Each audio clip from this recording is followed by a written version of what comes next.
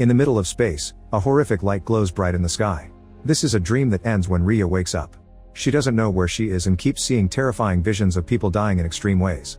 However, this is also a nightmare, and this time she wakes up for real on the floor of her room with several wounds on her body and amnesia. The station's AI tells her that it's detected abnormal activity and that because of a system failure, the standby power must be rebooted. A sore Rhea stands up and grabs a flashlight to go investigate. As she walks around, she finds many bloodstains and even the body of a crewmate. Rhea takes the knife from his chest before she moves to another room, where she finds another body. When she finally finds the control room, she reboots the power and opens the door. Outside, she finds a very dark planet and a body bag with another dead crewmate. As ash falls around her, Rhea looks around and notices a shadow that copies her movements before disappearing. Rhea doesn't know where she is and continues searching, only to stop when she almost falls into a cliff. She looks up and discovers the horrific light from her dream. Suddenly Rhea starts coughing and feeling dizzy because of the polluted air, so she rushes back to the station while falling a couple of times on the way. After she closes the door, the computer says that the oxygen levels are compromised. Rhea hears someone saying her name and has visions of the crew getting attacked, including a friend with a rotting face. A flashback then shows her at the table happily sharing a meal with the crew. Some of them wanted to explore the planet and were impressed because the atmosphere already was almost breathable. In the present, Rhea puts a medicine patch on her neck and takes a shower while wondering who and where she is. Then she searches the rooms while seeing flashes of her teammates' faces. On a notebook, Rhea finds a bunch of notes about the station and pictures of herself taking care of plants.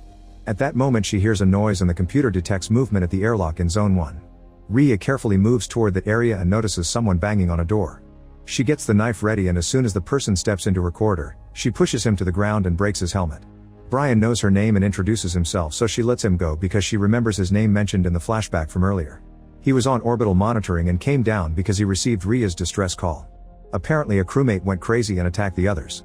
While Rhea shows Brian the bodies and tells him she doesn't remember much, they realize one of their crewmate Clark is missing. Brian brings out his medbot, which proceeds to scan Rhea and patch her wounds while Brian tells her about Earth. 7 spaceships were sent out to find a habitable planet and all the others have failed. Rhea's is the 7th ship and humanity's last hope.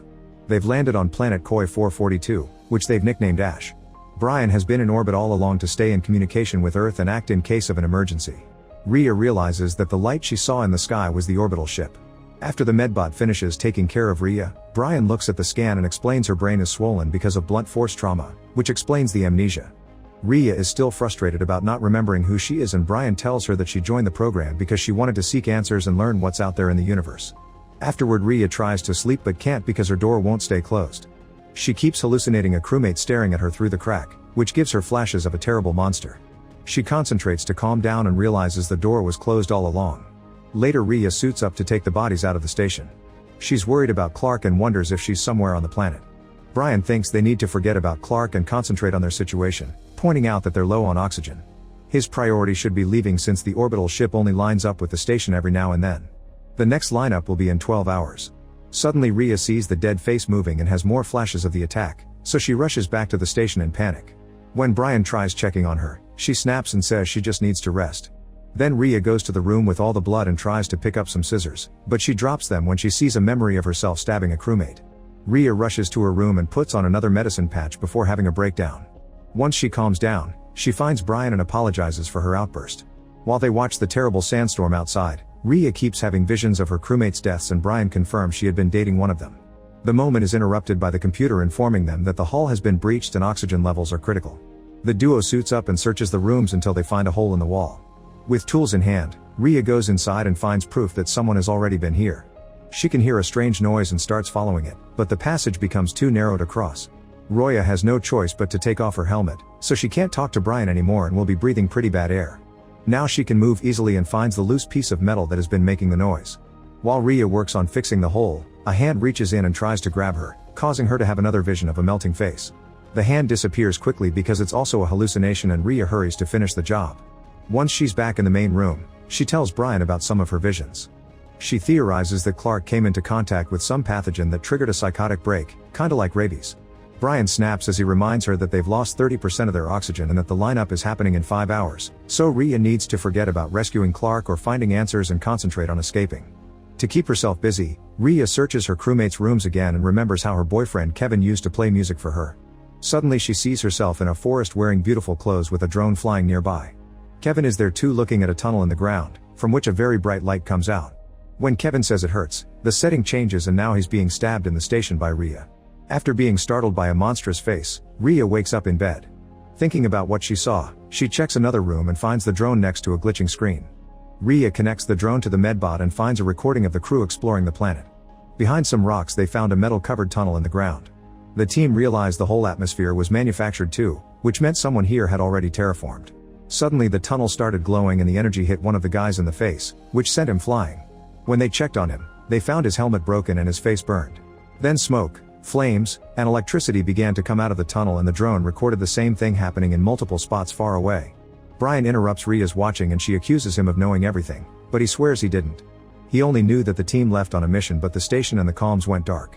Rhea doesn't believe him and they argue for a while before she tells him that her visions indicate she killed some crewmates. She needs to know if they're real or not and that's why she wants to stay. She also admits that when her medicine patches fade she gets memories back. A furious Brian refuses to miss the next lineup and says he doesn't trust the person she may become without the patches. Their priority is to tell Earth they've found terraforming technology which could save humanity. Moments later while Rhea is packing, Brian comes to apologize for snapping and make sure she's put on a new patch.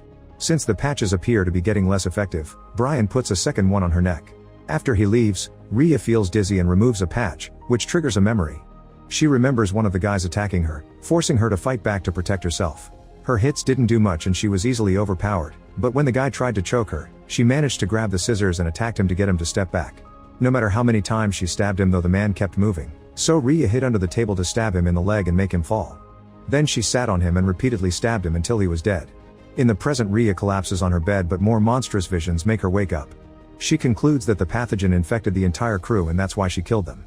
At that moment she hears a strange noise and follows it thinking it's Brian, only to find Clark in a suit instead.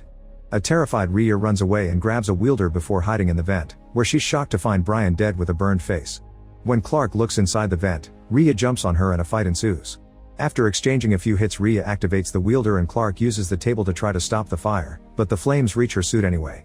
Rhea uses the chance to run away but ends up tripping and falling. Clark follows her and breaks an extinguisher with a punch to put off the fire. The fight continues as the women advance through multiple rooms until they reach the bathroom. In the shower Clark smashes Rhea's face on the wall, which triggers a memory of the same thing happening before. Rhea connects the shower to Clark's helmet and turns on the water, which slowly drowns her to death. Realizing what she's done, Rhea takes Clark's body to the medbot but it can't revive people. It also detects no infections, which means Clark only fought her because Rhea attacked her first and probably thought she was the infected one. The computer announces that the lineup is about to happen so Rhea suits up and goes outside. After dropping Clark's body in a bag, she boards the shuttle and is surprised to find some blood and broken things. Getting worried, she tries checking the computer but it isn't working, which means the shuttle won't be able to reach the orbital spaceship either. Afterward Rhea returns to the station and puts on 2 more patches. Then she retrieves Brian's body and makes the medbot scan him. The test concludes that Brian has been dead for 51 hours, which doesn't make sense. Rhea hears voices saying it's her fault and snaps out of it when the computer detects an unusual life form. With the wielder in hand, Rhea begins searching the ship until she finds the mysterious shadow from the beginning. It takes the shape of Brian and Rhea realizes this thing used her to kill Clark. After another creepy vision, Rhea freezes and concludes that this shadow is the infection itself. It calls itself part of Harris. It touches her head to show her. Its fingers go through her skin until Rhea sees another memory. After the team returned to the station, 2 of the guys found the creature in the walls and that was when they lost communication with the orbital ship. While Brian flew to the planet in the shuttle and entered the station, the crew found the strange creature getting into their computers. It was this alien who made the hole in the wall and used it to spread all over the ship. The crew wanted to evacuate but Rhea convinced them that defeating the creature would give them access to the terraforming technology, which always was their mission goal. She took a sample from the alien in the computer and looked at it in the lab to discover self-replicating technology. However, the sample started to grow and broke the dish to attack a crewmate. It entered his head through his nose and after some shaking it took control of his body, which triggered the fight that ended with Rhea killing him with the scissors. While Clark pulled Rhea away, Kevin checked on the body, which suddenly woke up and started to choke him. Rhea ran to save her boyfriend and together they started to fight the alien in their friend's body. The creature clearly gave the astronaut super strength and better reflexes because it could fight 2 people at the same time quite easily. When Kevin was about to get killed, Rhea called his name and tossed a scalpel. Hearing the name made their friend gain clarity for a second, but Kevin didn't notice and slashed his neck. The alien came out of the dead mouth and entered Kevin through his ear to gain control of a new body. Kevin chased after Rhea and smashed her head on the wall. When he was about to finish her, a suited-up Clark arrived to fight him.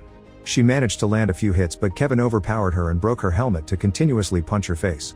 At that moment Brian walked in and was terrified by Kevin's monstrous face, so he ran away to hide in the vent. However, Kevin followed him and quickly killed him with a pipe. Meanwhile, Rhea put a new helmet on Clark's head and forced her to leave the station for safety.